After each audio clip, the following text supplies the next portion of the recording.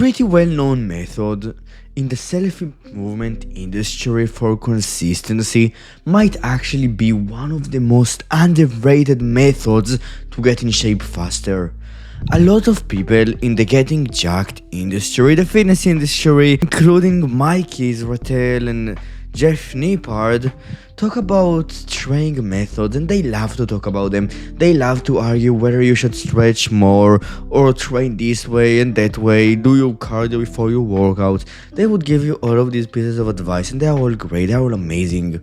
But they would ignore consistency. They would leave it for you to figure out. A lot of people don't need to hear more training methods. They don't need to learn about the new things the science says. They just need to learn how to become consistent. And the method I want to share with you in this video is probably the best consistency method I have found. It has been in my journey the difference between constantly failing and having a really hard time succeeding to succeeding with relative ease. Now, this is not the end all be all. You don't implement this method and then you're extremely consistent and then you see the results. Of course, you will need to have some discipline. That's unavoidable. That's something you can't avoid. If you could, everyone would avoid it and get in shape pretty fast, but you can't. So what's the method? The method is something I was doing when I started. When I started my fitness journey, especially my dieting journey, because I started with losing weight, I want to say that I was extremely disciplined and I could just avoid all of the meals and I could just avoid all of the bad foods I wanted to eat. But if I will be honest, I was not that disciplined. Sometimes I ate some junk food, sometimes I cheated on my diet. The biggest leap of progress I had made in those days was not a leap between starting and not being on this journey. Even though I made a leap of progress there, I didn't make a lot of progress right after that.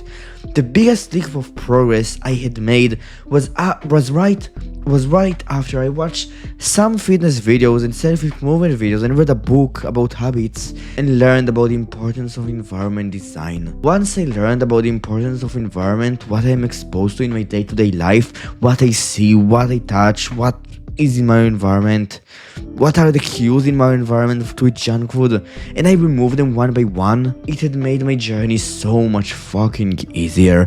From every day trying to avoid urges, waking up, seeing that snack and trying to avoid it but sometimes failing, I went from that point to waking up, having the meals I need to eat in place, in my house, the ingredients, making them, not being exposed to all of the junk food I had a hard time avoiding, forgetting about its existence, forgetting about those foods' existence, and just living my day-to-day life, being able to sustain weight loss without as much hardship, without as much discipline, and making amazing progress. Environment design in the fitness industry specifically is underrated. A lot of people would find the best training method again and would not sign up to a closer gym. Even those sign up to a closer gym that allows them to have a better consistency would probably benefit their progress by a bigger margin because they would go more, and being more consistent at the end of the day is the most important thing. We all know that consistency is key, everyone agrees on it.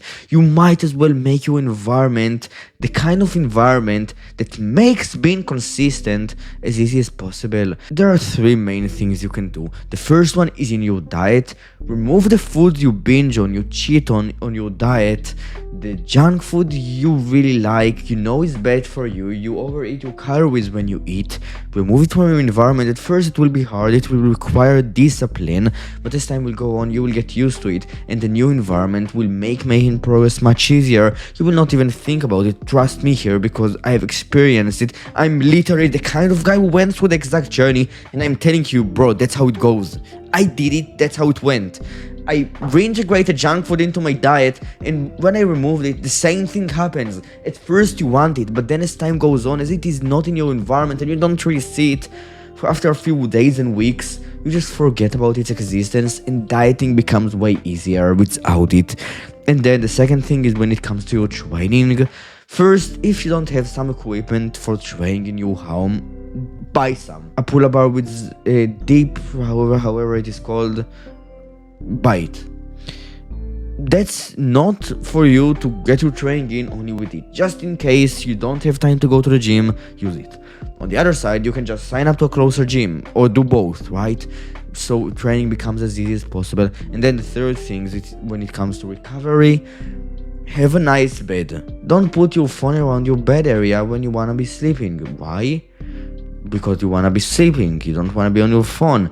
But removing the things, putting them away, your phone, the things that distract you in general, is a great method to not be on them when you need to sleep and to actually sleep. And these are the main things. And that's basically it. Bye.